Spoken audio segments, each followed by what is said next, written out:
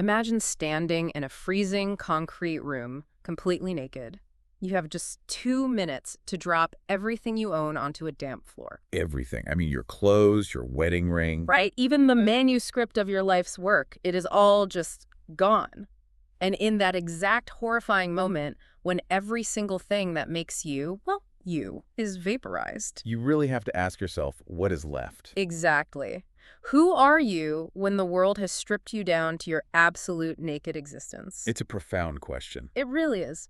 So welcome to the Book Nook. If you are joining us for the first time, welcome to our community space. We are so glad you are here. Yeah, this is a channel dedicated to those truly transformative books in self-help, psychology, spirituality, and personal growth.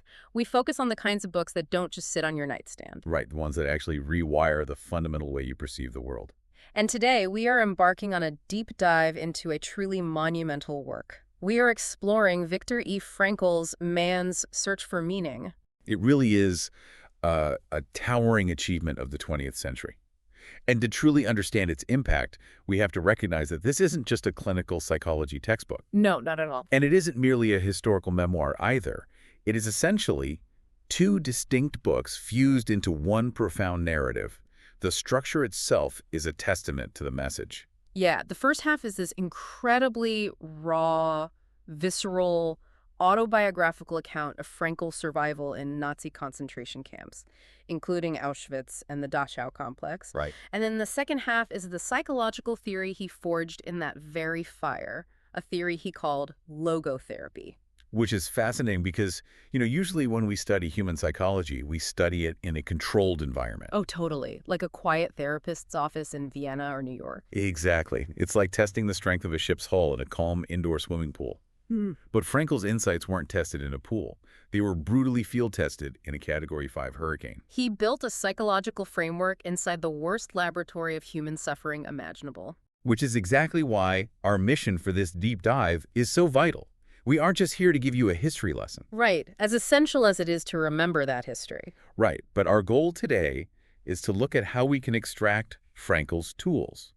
Tools that were carved out of the darkest moments of the 20th century. And apply them to our own daily lives. We want to explore human resilience and how we can discover profound meaning regardless of the circumstances we find ourselves in today. Absolutely. And to anchor this entire conversation, I want to share a striking quote from the philosopher Friedrich Nietzsche.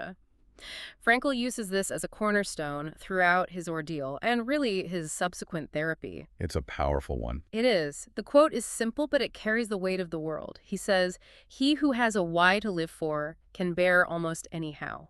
Almost anyhow. I mean, it's a phrase that demands a total paradigm shift. It really does. It suggests that survival isn't just about physical endurance. It's about, spiritual and cognitive orientation. And to understand how Frankl arrived at this, we have to start at the beginning. We have to look at the psychological buildup to his imprisonment. Yeah, because the story actually begins long before the barbed wire. There is an anecdote from the 1992 preface of the book that just completely stopped me in my tracks. It's incredible. It sets the stage for everything he believes about human responsibility. It's the story of the American visa. Let's unpack the context of that moment. It's the early 1940s. Frankl is a prominent psychiatrist in Vienna. Right. The Nazis have occupied Austria, and the walls are rapidly closing in on the Jewish population. Frankl is actually sitting on a completed manuscript of his life's work, the foundational text of logotherapy. And then he receives a notification to go to the American consulate to pick up his immigration visa. Which is huge. Huge. His parents are overjoyed. I mean, this is his golden ticket. This means he can get out, he can escape to fertile soil, publish his books, build his psychological theories, and most importantly, live. He has the chance to escape the inferno. But he hesitates. And this hesitation is fascinating from a psychological standpoint, because he is instantly struck by a profound moral dilemma. He asks himself, can I really afford to leave my parents alone to face their fate? Right, because he knows it is only a matter of time before they are rounded up and sent to a concentration camp. Exactly. So he's turned between two massive responsibilities: his duty to his brainchild, his revolutionary psychological theory that could help the world, and his duty to his biological parents. So he is agonizing over this. He actually talks about walking out into the city just desperately wishing for a hint from heaven. He wanted a sign. Right, a literal sign. So he goes back to his parents' apartment and he notices this piece of marble lying on a table. Which wasn't just any piece of marble. No, exactly. He asks his father what it is, and his father explains that he rescued this small piece of marble from the rubble of the largest Viennese synagogue. Because the National Socialists had just burned it to the ground. Yeah. And it was a fragment of the tablets holding the Ten Commandments. And engraved on this fragment is one gilded Hebrew letter. And his father tells him that this specific letter stands for one of the commandments. Honor thy father and thy mother, that thy days may be long upon the land. It gives me absolute chills. In that exact moment, the internal debate ends. Frankl decides to stay with his parents. He just lets his American visa lapse. He chooses his family over his escape, knowing full well what that likely means. And eventually, in 1942, he and his family are arrested and deported. Now, you might look at that and think, well, he relied on magical thinking. He saw a sign and threw his life away. Right, that's a common modern reaction. But psychologically, what's happening is entirely different. The marble didn't make the decision for him. It crystallized a moral conviction that was already present within him. That makes a lot of sense. He realized that a psychological theory about meaning and responsibility would be entirely hypocritical if he abandoned his parents to save his manuscript. His first act of logotherapy was living it. Wow. So he lives it. He stays. Yeah. And that brings us to the first distinct phase of the psychological reaction to camp life, which Frankl identifies as shock. Yes, phase one. And the way he describes the initial arrival is a masterclass in the psychology of terror. He describes the journey in the train. 1,500 people traveling for days and nights. Under horrific conditions. Yeah, 80 people crammed into each single coach. They are lying on top of their luggage, the last remnants of their personal possessions, with barely a sliver of light coming through the windows. They don't even know where they are. And then, the silence is broken by a sound that Frankl describes as uncanny. The train's engine whistle blows. Oh, man. He says it sounded like a cry for help feeling its way through the darkness. And then, panic erupts. Someone looked through the slats and sees a sign. Auschwitz. Just the very name was the ultimate nightmare. I mean, it meant gas chambers, crematoriums, massacres. You would think that seeing that sign would instantly break the human mind into a million pieces. You would assume so, yes. But this is where Frankl introduces a cognitive defense mechanism that I found absolutely fascinating. It's a concept he calls the delusion of reprieve. The delusion of reprieve is a well-documented phenomenon in psychiatry. Right. It's the idea that a condemned person, right before their execution, suddenly gets the illusion that they might be reprieved at the very last minute. Right. That the governor is going to call, that it's all a big mistake. And Frankl experiences this firsthand. As the train pulls into the station, the doors are thrown open and they see a group of prisoners outside. The welcoming crew, so to speak. Yeah, these prisoners are wearing striped uniforms, their heads are shaved, but they look relatively well-fed. They're speaking multiple languages, they seem energetic, some are even laughing. And Frankl's brain immediately latches onto this. He thinks, look at these guys, they seem fine. Maybe things won't actually be that bad. Maybe I can share their favorable position. It is the brain desperately trying to shield the ego from immediate annihilation. Exactly. What Frankl didn't know yet was that these specific prisoners were a specially chosen elite. They handled the new arrivals and their luggage. They were the ones who sorted through the smuggled jewelry, the hidden currency, the last treasures of the doomed. And they often traded that wealth for liquor, specifically schnapps, to numb themselves to the horrifying reality of what they were participating in. It's the brain's shock absorber, and we see this today, don't we? I mean, when someone gets a terminal cancer diagnosis or when a massive natural disaster is approaching. Oh, absolutely. The initial reaction isn't usually immediate acceptance. It's, oh, the lab must have mixed up the blood work, or the hurricane will turn at the last minute. Right. The human mind simply cannot process total catastrophe instantaneously. It requires a buffer. But at Auschwitz, that buffer is violently ripped away almost immediately during the first selection process. What Frankl refers to as the finger game. Yes. The finger game. This is one of the most chilling cinematic scenes in the entire book. The passengers are violently ordered off the train. They are told to leave all their luggage behind. Everything they brought with them. Yeah. They are separated, men on one side, women on the other, and they are forced to file past a senior SS officer. Notice how Frankl describes this officer. He doesn't describe a screaming, raging monster. No, and that's what makes it so terrifying. He describes the officer as tall, slim, looking impeccably fit in a spotless uniform. Very casual. Yeah, he has this attitude of absolute careless ease. He's just resting his right elbow in his left hand.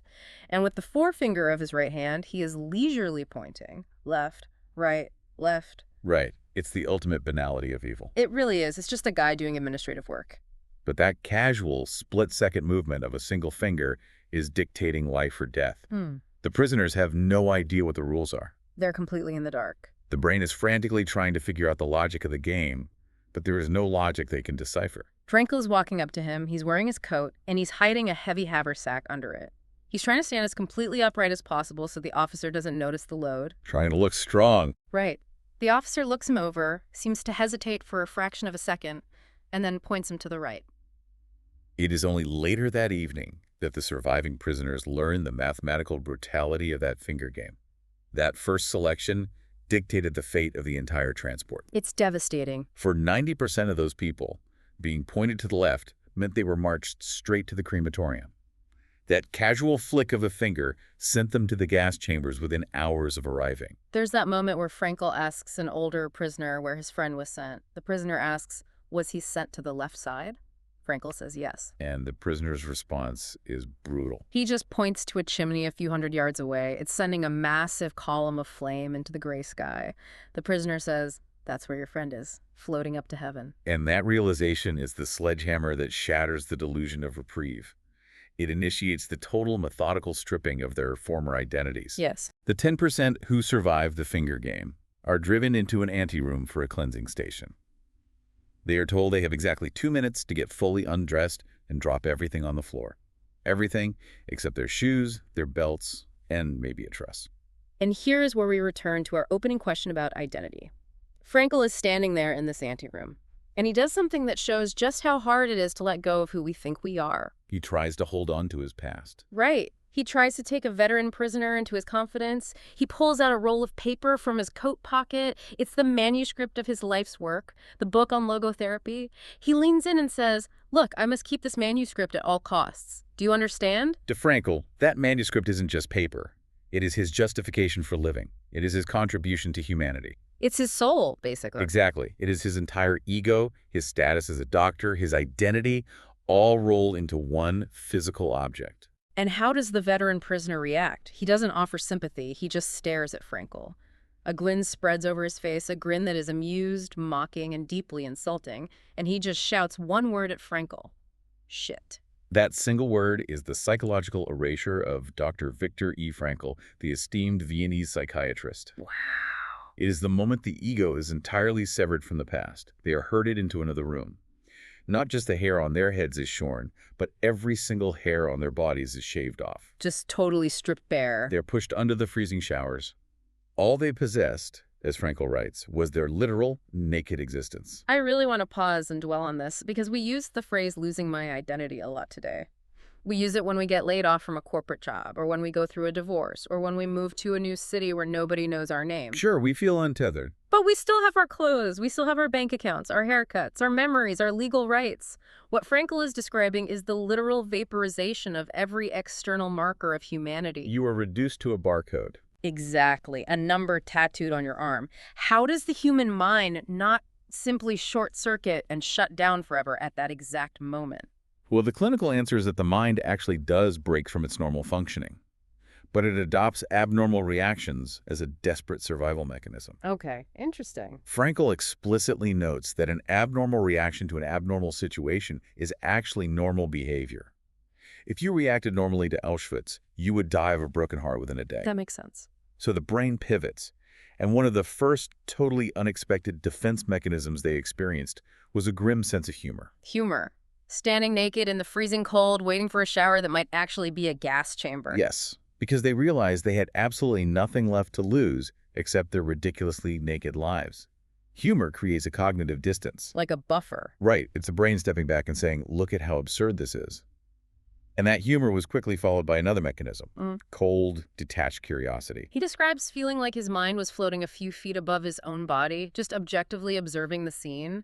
A textbook dissociation. Yeah, he's standing outside in the chill of late autumn, stark naked, wet from the showers, and his brain is just curiously wondering, I wonder if I'll catch a cold. It's almost like a forced dissociation. It is a protective dissociation. And this leads to a massive paradigm shift regarding what the human organism can actually endure. Frankl, as a medical doctor, writes, textbooks tell lies. That part blew my mind. Right. The medical professionals in the camp suddenly realized that all the things they thought were absolute physiological necessities were simply illusions of comfort. The extrapolation of human physical resilience here is just staggering. We all have those things we say we can't live without. I can't sleep without my special pillow, or I can't function if I don't brush my teeth. Or I'll get sick if I'm out in the cold without a jacket. Exactly. Frankl thought the exact same things. But in the camp, they slept on beds constructed in tiers. 9 men to a tier measuring maybe 6 to 8 feet across. Crammed together.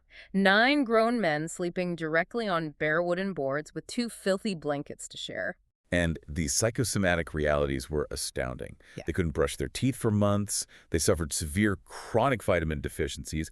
And yet, Frankl notes, their gums were healthier than ever before. That is just wild. They wore the exact same shirts for half a year until they didn't even look like fabric anymore. Wow. They couldn't wash for days because the water pipes were frozen solid. And despite all that, The dirt-caked sores on their hands, exposed to constant abrasive labor, didn't get infected.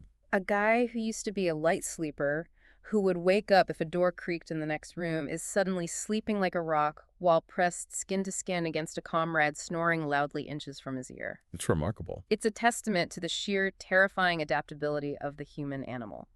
It reminds me of the quote from Dostoevsky that Frankl mentions, "Man is a being who can get used to anything." Yes. But Frankl adds this haunting caveat. Yes, a man can get used to anything, but do not ask us how. And that how is what moves us out of the initial phase of shock and into the second prolonged phase of the psychological reaction to camp life. Apathy. Phase 2. Exactly. If the first phase was defined by the acute terror of losing everything, the second phase is defined by a slow, methodical, emotional death. Emotional death. I mean, when you hear that, it sounds like giving up. But Frankl argues it's actually a vital protective shell, right? Precisely. The human brain cannot sustain a state of acute shock indefinitely. The cortisol levels alone would kill you. So it has to adapt. To survive the constant hourly bombardment of horror, starvation, and physical abuse, the mind simply has to sever its normal emotional responses. It's a form of extreme emotional triage. Wow, emotional triage. The boundless longing for home, the intense visceral disgust at the surrounding filth and excrement, these responses require cognitive energy, so the brain shuts them down. The examples he gives to illustrate this apathy are so jarring because he analyzes his own emotional numbness. He describes a day when a typhus patient in his hut finally dies. A tragic event. Right, normally a death in a room would cause panic, grief, or at least solemn respect. But Frankl just watches as the other prisoners immediately swarm the still warm body. Because they are starving. One guy grabs the dead man's leftover, moldy potatoes. Another swaps out his wooden shoes for the dead man's slightly better ones. Another literally pulls the coat off the corpse. And then the camp nurse comes in to clear the room. Yeah. He grabs the corpse by the legs and drags it away.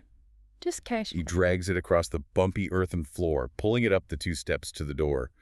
And Frankl meticulously notes the uncanny rattling noise of the dead man's head thumping against those wooden stairs. And where is Frankl while this horror movie is happening? He is sitting a few feet away, his freezing hands clasping a bowl of hot watery soup, sipping it greedily. Completely disconnected. He looks out the little window, and the corpse that was just dragged out is lying in the mud, staring directly in at him with glazed eyes. This is a man Frankl had spoken to just 2 hours earlier. And how does he feel? He realizes he feels absolutely nothing. He just continues sipping his soup. His capacity for pity, for disgust, for horror had been entirely burned out. If we try to bridge this to our modern reality, obviously the stakes are astronomically lower, but the cognitive mechanism is similar to compassion fatigue. Oh, like when we watch the news. Think about how we consume news today. We can scroll on our phones and see a bombed-out city, swipe up and see a funny dog video, swipe up and see a natural disaster, and we just keep drinking our coffee.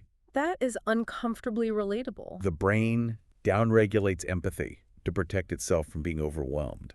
In the camp, this downregulation was absolute.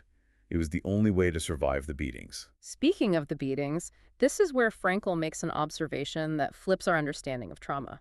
You would think the physical pain of being starved and beaten with a club would be the absolute worst part of the camp. You really would. But he says no.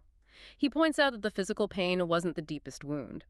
What hurt the most was the mental agony caused by the injustice, the unreasonableness, the pure, unadulterated insult of it all. The agony of insult. This is a profound insight into human nature. Physical pain damages the body, but insult damages the self. It degrades your status as a human being.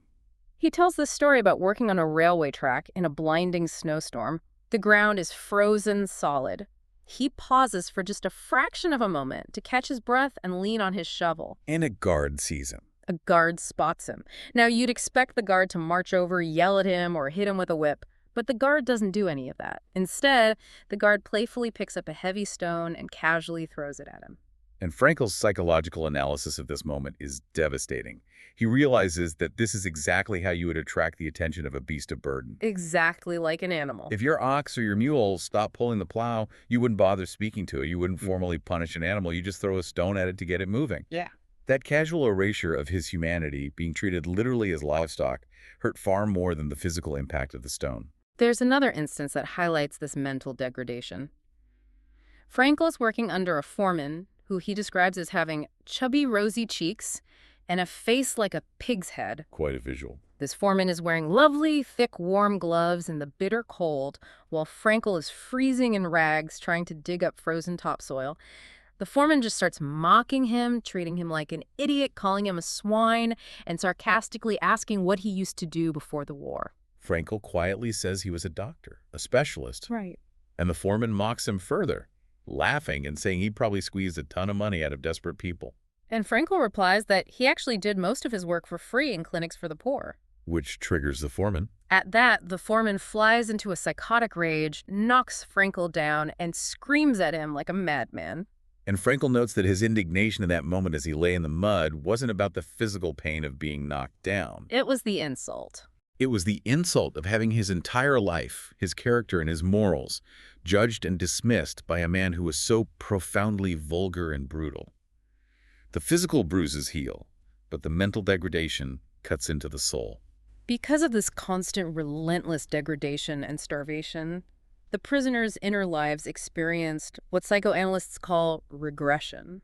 Yes, regression. It's a retreat to a more primitive form of mental life. Right, stripping away the complex stuff. When your body is consuming itself to stay alive, your brain cannot afford the luxury of complex thought or higher-order values. All cognitive efforts become centered entirely on preserving life. Right. They regress to basic primal needs. I mean, when you are literally starving to death, you don't dream about philosophy or politics or complex achievements. You dream about bread. Exactly. Frankl says they would dream about cakes, cigarettes, and nice warm baths. The total lack of these basic necessities forced their minds into a constant hallucinatory obsession with food. Frankl actually talks about the extreme danger of this obsession. When prisoners had a rare, free moment, they would huddle together, talk about their favorite dishes, and exchange detailed recipes. Which sounds comforting, but... He viewed this as psychologically and physiologically dangerous because it provoked the body with vivid illusions of delicacies when the organism was trying to survive on a microscopic amount of calories. It was psychological torture they were inflicting on themselves. A bowl of watery soup with a single pea in it and a tiny piece of bread that was mostly sawdust. That was their daily fuel. Unimaginable. And this regression was compounded by a psychological state Frankl identifies as provisional existence of unknown limit. This is a vital concept, not just for understanding the Holocaust, but for understanding logotherapy as a whole. Tell us more about that. Because the prisoners did not know when their term of imprisonment would end, or if it would ever end. They couldn't live for the future. They couldn't aim at an ultimate goal. And when you strip away a person's future, their inner experience of time completely deforms. Time deformation. He said, a single day, filled with endless hourly tortures, starvation, and fatigue, felt longer than an entire week. But paradoxically, a week seemed to fly by. It's like their existence was put on an indefinite, agonizing pause. They were trapped in an eternal present of suffering. Think about how this applies today. Have you ever been stuck in a dead-end job you couldn't afford to leave? or suffered from a chronic illness with no known cure. That feeling of being stuck. When the future is erased, the present becomes unbearable. Exactly. And when a person loses sight of a future goal, they let themselves decline. They lose their spiritual hold on themselves.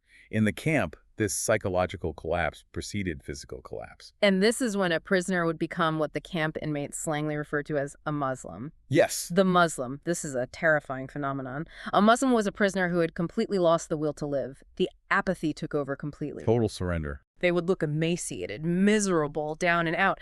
But the key indicator was that they wouldn't even try to fake it anymore. They wouldn't try to shave with a piece of glass. They wouldn't stand up straight during roll call. They just gave up. A veteran prisoner warned Frankl early on.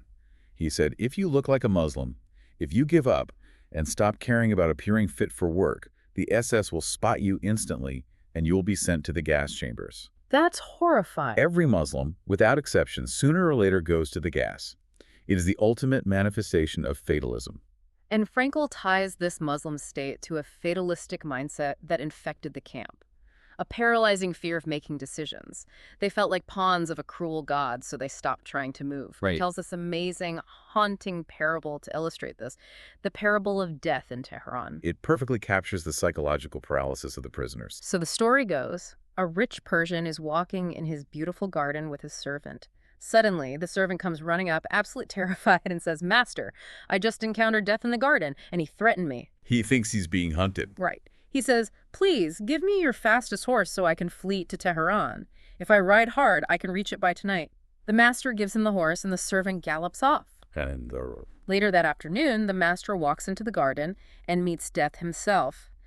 The master asks, "Why did you threaten my servant this morning?" And Death replies, "I didn't threaten him. I only showed surprise at finding him here in the garden in the morning because I have an appointment to meet him tonight in Tehran."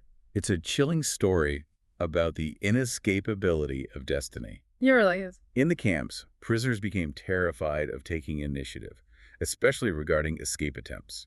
They felt that trying to influence fate might actually be the very action that seals their doom. They didn't want to ride to Tehran, essentially. And suffer the tortures of hell, trying to decide whether to flee or stay, often preferring to just let fate make the choice for them. They thought, if I try to run to Tehran, I might be running right into death's arms. Frankl himself faced this exact dilemma near the end of the war. The front lines are closing in. The camp is in chaos. He has a legitimate chance to escape with a colleague. They have a plan. Great opportunity. But he goes back to the medical hut to check on his patients one last time, specifically a countryman who was dying of typhus.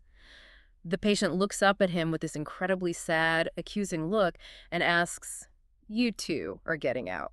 And in that moment, Frankl's faced with the ultimate choice. Does he ride to Tehran? He has to decide. He decides to take fate into his own hands, not by fleeing, but by choosing to stay. He tells his colleague he isn't going. He sits down on the edge of his patient's lice-ridden bed, and he writes that immediately he experiences an immense inward peace. He took back his agency. And the craziest part of that story, the people who did escape that day, or who were put on trucks thinking they were being taken to a safe camp in Switzerland, What happened to them? they ended up being locked in a ring of huts and burned to death. The trucks literally drove them to a nearby camp and set them on fire. It's the death in Tehran all over again. It is. But amidst all this horror, this regression, and this fatalism, Frankl observes something truly extraordinary. A huge turning point. And this moves us into the vital pivot of his experience and the core of his theory, the defiant power of the human spirit. This is where the book shifts from a descent into hell to a study of transcendence. Despite the absolute primitiveness of their daily existence, despite the starvation and the beatings, Frankl noticed that for some prisoners, their spiritual life actually deepened. He observed a paradox that baffled the camp guards. Oh, yeah. Sometimes the prisoners who were of a sensitive nature, who were used to a rich intellectual life before the war, actually survived better than the physically robust, hardened men. Which seems so counterintuitive. They suffered immense physical pain because they were of delicate constitution, but the damage to their inner selves was somehow less. Because they had somewhere to go, they could retreat inward. Exactly. When the external world becomes unbearable, the only escape is internal. They could retreat from their terrible surroundings into a life of inner riches and spiritual freedom. He gives an incredibly moving example of this, and it's arguably the most famous passage in the book. It's early morning, freezing dark. They are marching out of the camp to the work site. A brutal march. The guards are shouting, "Left 2, 3, 4, caps off," and kicking anyone who stumbles over the icy puddles. Frankl's feet are covered in sores. He's stumbling in the snow, supporting himself on his neighbor's arm. Just agonizing conditions. And in this utterly desolate, degrading moment, his mind clings to one thing: the image of his wife. He is having a vivid, silent, mental conversation with her. He hears her answer him. He sees her smile. He sees her encouraging look. And he writes that her look was more luminous than the sun that was just beginning to rise over the Bavarian woods. And this leads to a profound psychological and spiritual epiphany. A thought transfixes him. He says that for the first time in his life, he saw the truth that poets and thinkers have proclaimed for centuries. The ultimate truth. That love is the ultimate and the highest goal to which man can aspire. He realizes, standing in the freezing mud of a concentration camp, that the salvation of man is through love and in love. What is most crucial to understand about this moment is that Frankl didn't even know if his wife was still alive. He had absolutely no way of knowing. Right. Tragically, we know now she perished in the Bergen-Belsen camp. But in that moment, he realizes that love goes far beyond the physical presence of the beloved. It finds its deepest meaning in their spiritual being, their inner self. It transcends the physical. Whether she was physically alive or dead ceased to matter. The contemplation of her image, the pure act of loving her, brought him momentary bliss in a place of utter desolation. And it wasn't just love that provided this inner refuge. It was also an intensified, almost heartbreaking appreciation for art and nature. In the middle of hell, these men were profoundly moved by beauty. The contrast is completely jarring, isn't it? Oh, completely. Frankl describes a journey from Auschwitz to a Bavarian camp. The men are peering out the little barbed wire windows of the train car at the mountains of Salzburg, glowing in the sunset. Right. He notes that if a free person saw their faces in that moment, they would never believe these were men who had given up all hope of life. They were completely carried away by the majesty of nature. There's another scene that really got to me. They are resting on the mud floor of their hut, dead tired, holding their pathetic soup bowls. And another prisoner rushes in and tells them to come out to the assembly grounds right away just to see the sunset. Just for a sunset. They drag themselves outside, and they stand there looking at the sky alive with clouds changing from steel blue to blood red. The terrible gray mud of the camp is reflecting this brilliant sky. And one prisoner turns to another and says, "How beautiful the world could be." It's the assertion that the world is bigger than the camp. And you see this with art, too. Right, the cabaret. Frankl talks about the ghost-like contrast of art in the camp. Occasionally, a hut would be cleared, wooden benches nailed together, and a makeshift cabaret would be put on. Songs, poems, jokes. People actually performed. Some prisoners would even skip their daily food ration, which remember was literal starvation rations, just to go have a few laughs or cry a little and forget their reality. He remembers waking up on his second night in Auschwitz to the sound of music, a violin playing a desperately sad tango in the night. So evocative. It made him weep, thinking about how his wife's 24th birthday was that exact day, and she might be lying in another camp just a few hundred yards away, totally out of reach. The music was a tether to his humanity. Nature and art weren't just distractions. They were spiritual anchors. Frankl talks about a moment working in a trench at dawn. Everything is gray, the sky, the snow, his rags, the faces of his comrades. Just bleak. He's struggling with the sheer hopelessness of imminent death. Suddenly, a light comes on in a distant farmhouse on the horizon, and the biblical quote comes to him. "Et lux in tenebris lucet," and the light shineth in the darkness. Wow. He feels his wife's presence so strongly in that moment. And right then, a bird flies down silently and perches on the heap of dirt right in front of him, looking steadily at him. It gives you goosebumps. It's these tiny moments of grace. And speaking of unexpected grace, we have to talk about how they used humor. Humor in a concentration camp sounds like an oxymoron, but they used it as a weapon. Humor is one of the soul's most effective weapons in the fight for self-preservation.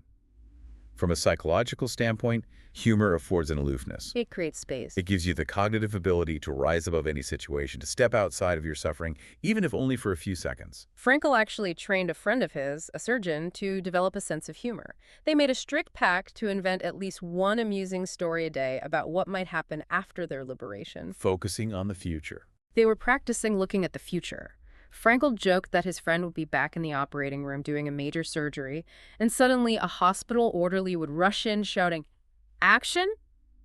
action, which is what the camp foreman used to scream to make them work faster. Or they would joke about being at a fancy dinner party in the future and accidentally begging the hostess to ladle the soup from the bottom to get the peas, just like they begged the cooks in the camp. It was a way of mocking their own misery. They even found joy in absurd relativities, like when they arrived at a camp affiliated with Dachau, after a grueling journey standing in a train car soaked in urine, terrified they were going to Mauthausen, they arrive and hear the best news ever. Which was This specific camp doesn't have a chimney. no crematorium, no immediate gas chamber. Exactly. So even if you became a Muslim, you couldn't be gassed immediately. You'd have to wait for a sick convoy back to Auschwitz.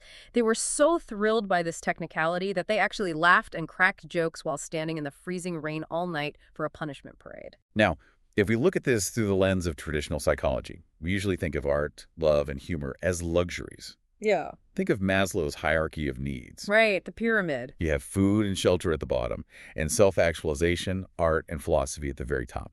You supposedly can't care about a sunset if you are starving. Yeah. But Frankl turns Maslow upside down. He argues these are actually foundational survival tools. Yes. And I have to admit, when I was reading this, I had this moment of skepticism. I was playing devil's advocate in my head. I thought, okay, this is beautiful, but isn't this just a psychological coping mechanism? Like a trick of the mind. Like a hallucination to avoid going crazy. I mean, Yeah. is he actually tapping into a higher meaning, or is his brain just flooding him with dopamine to keep the body moving? That is the exact question traditional psychoanalysts would ask. But Frankl vehemently argues that it is something much deeper than a mere coping mechanism. It is the ultimate proof of what he calls spiritual freedom. He states that everything can be taken from a man but one thing, the last of the human freedoms, to choose one's attitude in any given set of circumstances, to choose one's own way. Choosing your attitude. Even when you were starving, beaten, and stripped naked? Yes. And he didn't just theorize this, he witnessed it. Frankl saw men who walked through the huts, comforting others, giving away their very last piece of bread. Incredible. They were few in number, of course. But they offered sufficient proof that inner freedom cannot be erased by environmental conditioning. You can't dictate a man's soul. And here he quotes Dostoevsky again. "There is only one thing that I dread, not to be worthy of my sufferings." Not to be worthy of my sufferings. That is a heavy, heavy concept. It is. Those who maintain their inner hold on their moral and spiritual selves, those who accepted their suffering with dignity and didn't resort to turning on their fellow prisoners, they were worthy of their sufferings. It was an achievement. It was an inner spiritual achievement that the camp guards could never touch. And this realization is the exact bridge that takes us into the psychological theory he develops. So Frankl survives this absolute erasure of identity. He survives the apathy, and he survives by retreating inward. Yes. But that raises a massive question for the rest of us. How do you take a survival mechanism built in the mud of a concentration camp and apply it to a depressed accountant in 1950s Vienna? Or to a burned-out listener tuning into this deep dive today. Exactly. That's where he had to build new psychology from scratch, which he called logotherapy. Logotherapy literally translates to meaning-centered psychotherapy. The Greek word logos translates as meaning. To understand how revolutionary this was, we have to look at the psychological landscape Frankl was rebelling against. Right. He was pushing back against the two giants of Viennese psychology, Sigmund Freud and Alfred Adler. Think about it this way. Freud basically thought humans were driven by the will to pleasure. He thought we were essentially highly evolved lab rats pressing the dopamine lever, driven by instinctual unconscious desires, just trying to avoid pain and seek pleasure. That was Freud. Then you had Adler, who argued that humans are driven by the will to power. Adler thought we were all in a constant corporate ladder climb, striving for superiority to overcome our deep-seated feelings of inferiority. Both of these theories are deterministic. They reduce the human being to a reaction mechanism, reacting to biological drives or social status anxiety. But Frankl sees something else. Frankl looks at a starving man giving away his last piece of bread in Auschwitz and realizes both of those guys are fundamentally missing the point. If Freud was right, the starving man would eat the bread. Naturally. If Adler was right, the starving man would use the bread to bribe a guard for power. The fact that the man gives the bread away out of love proves that the primary motivational phase in a human being is the will to meaning. We are meaning-making machines. Frankl argues that man's search for meaning is not a secondary rationalization of instinctual drives. It is primary. Absolutely. People are willing to live and even die for the sake of their ideals and values. He cites surveys showing that the vast majority of people admit they need something for the sake of which to live. But what happens when that innate will to meaning is frustrated? What happens when a society meets all our basic needs but fails to give us a purpose? We run into trouble. Frankl diagnoses a specific pervasive disease of the 20th century. He calls it the existential vacuum. The existential vacuum, this is where the book felt like it was written yesterday. It's the feeling of total and ultimate meaninglessness. People have the means to live, but no meaning to live for. They are haunted by an inner emptiness. Frankl points out that this vacuum occurred because humans, unlike animals, don't have instincts telling them what they must do. And in the modern era, unlike our ancestors, we no longer have strong traditions telling us what we should do. We're totally unmoored. So we don't know what we want to do. We either do what other people do, conformism, or we do what other people tell us to do, totalitarianism. And he says this vacuum often manifests as a state of profound boredom. He coins the term Sunday neurosis. Let's talk about what this looks like today, because I think everyone listening can relate to this. Oh, definitely. It's that sinking anxiety or depression that hits when the rush of the busy work week stops. Sunday rolls around, you have free time, and suddenly the void within becomes manifest. You realize you don't actually know what your life is about. And Frankl notes that this existential vacuum is rarely confronted directly. It is usually masked by other behaviors.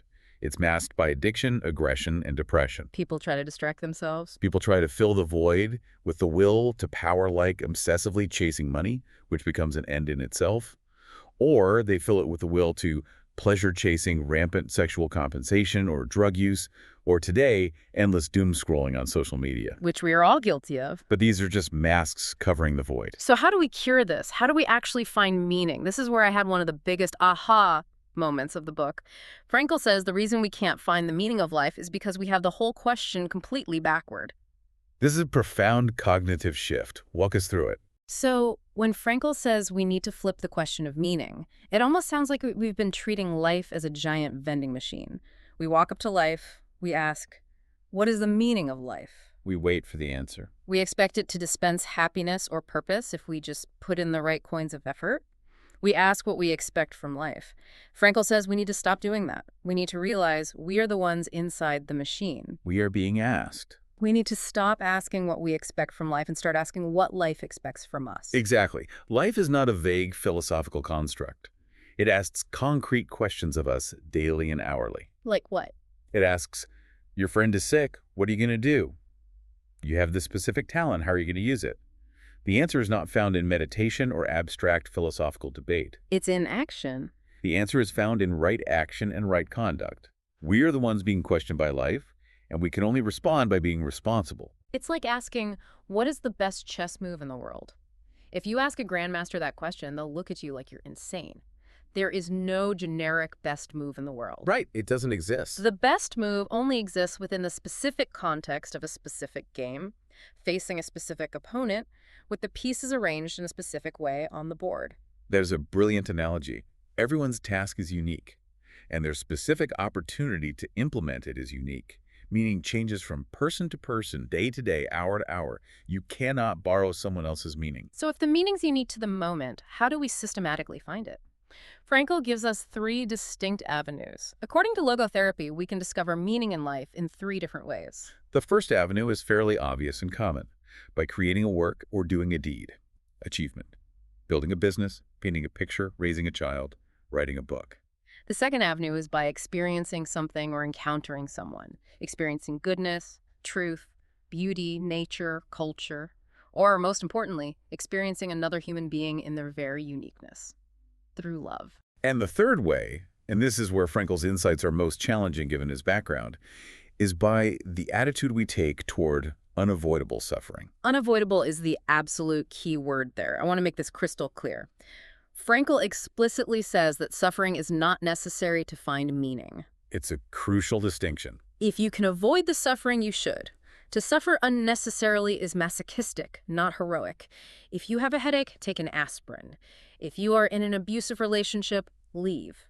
But when you are faced with a fate that absolutely cannot be changed, an incurable terminal disease, the sudden loss of a loved one, a tragic accident, What matters is bearing witness to the uniquely human potential to transform a personal tragedy into a triumph. When we are no longer able to change a situation, we are challenged to change ourselves. All said. Now, I have to admit, when I first read about this idea of finding meaning in unavoidable suffering, what he called tragic optimism, I flinched. It borders on toxic positivity if you don't look at it carefully. That sounds like it, yes. Is Frankl really saying we should be grateful for our tragedies? Is he telling a grieving mother to look on the bright side? No, absolutely not. Toxic positivity demands that you deny the pain. It demands you put on a fake smile. Right. Tragic optimism stares the absolute horror of the pain right in the face and says, this is awful, this hurts beyond comprehension, but what can I do with it? It's about finding a use for the suffering. And he illustrates this perfectly with a story from his clinical practice. He had an elderly general practitioner who consulted him because of severe depression. This doctor was really struggling. This doctor could not overcome the loss of his wife, who had died 2 years prior. He loved her above all else, and he was paralyzed by grief. So what did Frankl do? He didn't prescribe an antidepressant? He didn't tell him to just get over it? He asked him a single question. He said, "What would have happened, doctor, if you had died first, and your wife would have had to survive you?" And what did the doctor say? The doctor replied, "Oh, for her, this would have been terrible, how she would have suffered." And Frankl says, you see, doctor, such a suffering has been spared her, and it was you who have spared her this suffering, to be sure, at the price that now you have to survive and mourn her. The doctor didn't say a word. He just shook Frankl's hand and calmly left the office. His suffering ceased to be pure, unadulterated despair the moment it found a meaning, the meaning of a sacrifice. He was carrying the pain so she didn't have to. There's another incredible example of this therapeutic shift in perspective. It was a logodrama conducted in a group therapy setting. It involves a mother who had actually tried to commit suicide together with her crippled son. This story is heart-wrenching. She had an older son who had died, and she was left with this younger son who suffered from infantile paralysis and used a wheelchair. Such a heavy burden. She rebelled against her fate. She couldn't take it, but when she tried to commit suicide, it was the crippled son who stopped her. He actually liked living. His life still had meaning to him, but hers didn't. So Frankl steps into the psychodrama. He turns to another woman in the group who is 30 years old, childless, but wealthy and very socially successful. Okay, a big contrast. He asks her to imagine she is 80 years old, lying on her deathbed looking back at her life. What does she see? And the woman admits that despite her wealth and her flirting and her parties, her life feels like a failure because she has no children, nothing lasting. She sees an empty life. Then Frankl asks the mother of the handicapped son to do the exact same thing. Look back from her deathbed at 80, and suddenly she realizes the profound truth of her situation. The perspective completely changes. She says, "I wish to have children. The crippled one would have been sent to an institution if I had not taken over his care. I have made a fuller life possible for him." It's beautiful. She bursts into tears and says, "My life was no failure." By shifting her perspective to the end of her life, she saw that her suffering and caretaking was full of immense, irreplaceable meaning. This capacity to find meaning in pain is the essence of tragic optimism. It means remaining fundamentally optimistic in spite of the tragic triad: pain, guilt, and death. The human ability to creatively turn life's negative aspects into something positive. Exactly. Turning suffering into human achievement, deriving from guilt the opportunity to change oneself for the better, and deriving from life's transitoriness, the fact that we all die, an incentive to take responsible action right now. But sometimes suffering is so vast, so horrific, like the Holocaust itself, that our human minds simply can't comprehend it. It feels meaningless. Frankl addresses this by bringing up the idea of super meaning. Yes, the ape analogy. And he uses this fascinating analogy of an ape. He asked his therapy group if an ape that was being punctured repeatedly to develop a polio serum would ever be able to grasp the meaning of its suffering. The group unanimously said no. With its limited cognitive intelligence, the ape cannot enter the world of human science where its suffering actually makes sense and serves a purpose. To the ape, it's just arbitrary torture. And Frankl asks, and what about man? Are you sure that the human world is a terminal point in the evolution of the cosmos? That's a huge question. He suggests there might be a dimension beyond our world, a super meaning, where the ultimate meaning of our suffering is understandable. We don't have to endure meaninglessness. We just have to bear our incapacity to grasp it rationally. As he puts it, logos is deeper than logic. Now, Alongside these profound philosophical shifts, logotherapy also offers highly practical, immediate techniques for neuroses. And one of those fascinating mechanisms he developed is called paradoxical intention. Oh, I love paradoxical intention. It's so counterintuitive, but when you break it down, it makes perfect mechanical sense. Frankl observes that fear often brings about exactly what we are afraid of. Anticipatory anxiety. Right. He calls it anticipatory anxiety. The fear is mother of the event. Let's look at the neurological mechanics of this. Anticipatory anxiety creates a vicious feedback loop in the autonomic nervous system. And conversely, excessive intention, what he calls hyperintention, makes impossible what we forcibly wish. Like trying to fall asleep. If you try too desperately to fall asleep, the very act of trying keeps you awake. Right. So paradoxical intention flips the script. The best way I can describe it is imagine you're driving on an icy road and your car starts to skid to the right. You panic. Your instinct, every fiber of your being, screams at you to yank the steering wheel hard to the left to correct it. But if you do that, you spin out, you crash. The instinct is wrong. The only way to regain control is to override your panic and actually steer into the skid. Paradoxical intention is steering into the psychological skid. You instruct the patient to deliberately try to do the very thing they are terrified of doing. That is the perfect way to visualize it. Because what Frankl realized is that you have to break the anticipatory anxiety loop. He gives the case of a young doctor who had a severe phobia of perspiring. Oh, sweating in public. Whenever he thought he might sweat in front of people, the anxiety of sweating caused him to sweat profusely. So Frankl tells him, the next time you feel it coming on, don't fight it. Deliberately resolve to show people how much you can sweat. Steer into the skid. It sounds crazy, but it works. The guy goes out, meets someone who triggers his anxiety, and instead of panicking, he says to himself, I only sweated out a quart before, but now I'm going to pour at least 10 quarts. I'm going to show them a monsoon of sweat. And what happens? By deliberately intending to sweat, the anticipatory anxiety is broken.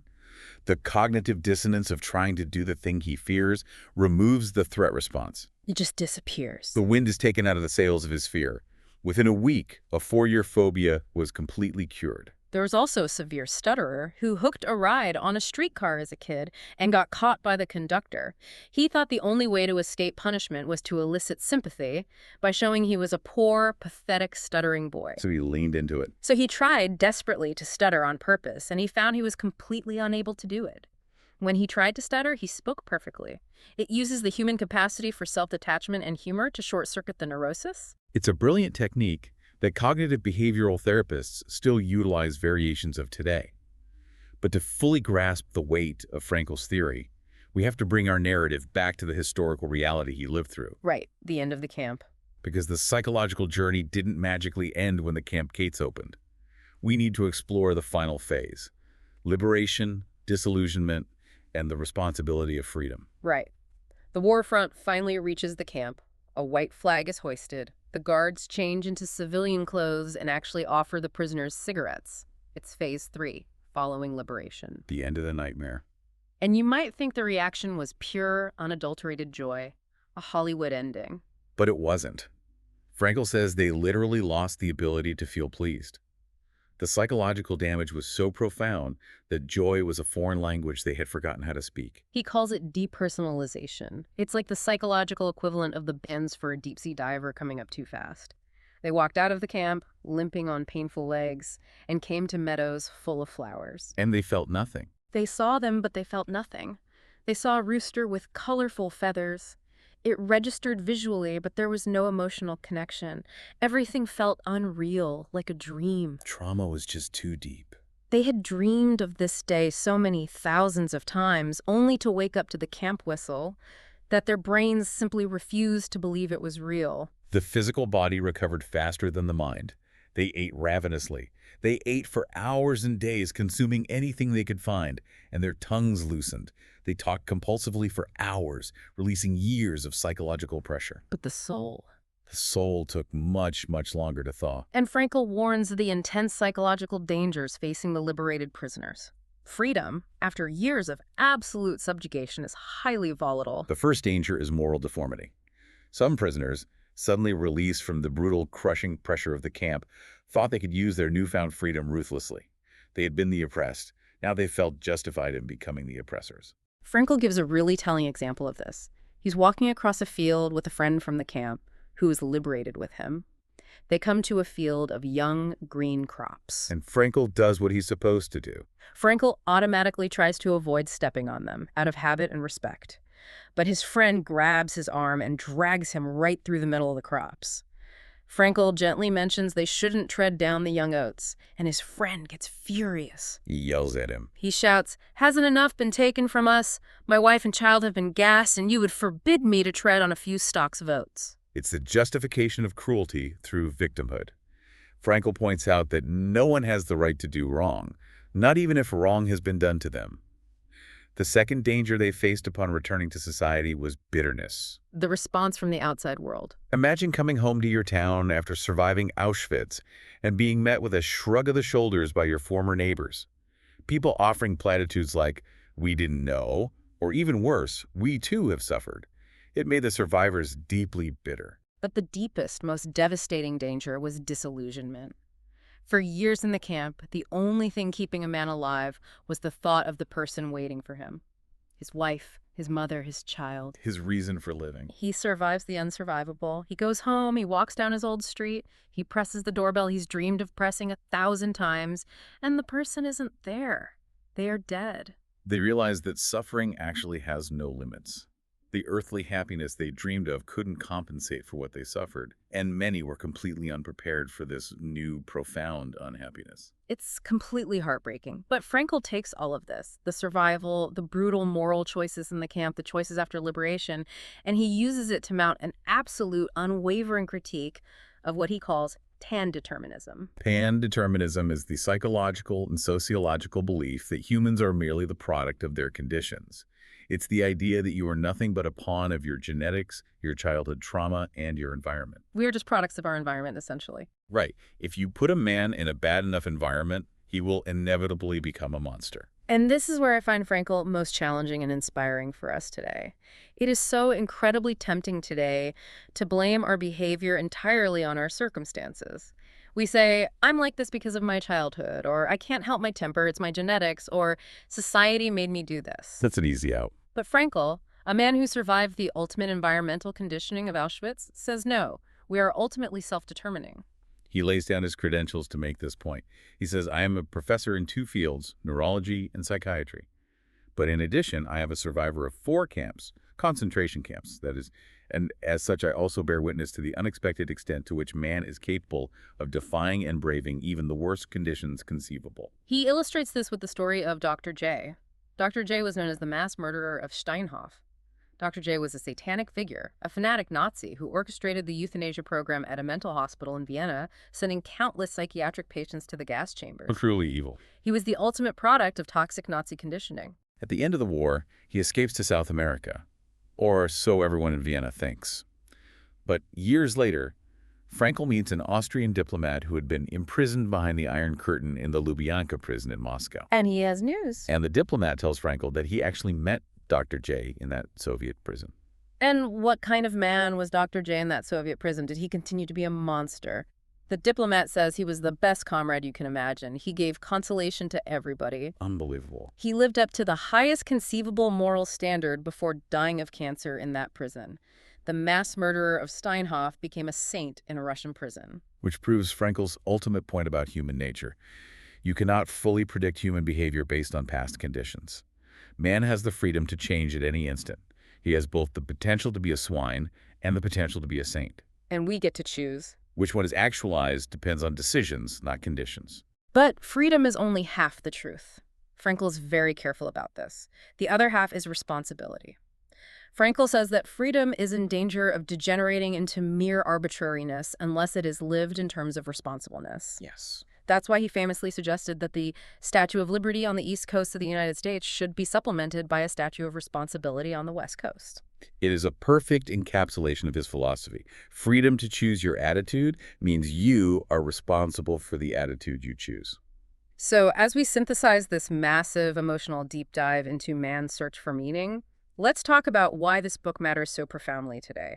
We aren't in concentration camps, thankfully. No, we are not. Most of us will never face anything close to that level of physical horror, but we face our own trials. It matters because it is a testament to inviolable human dignity.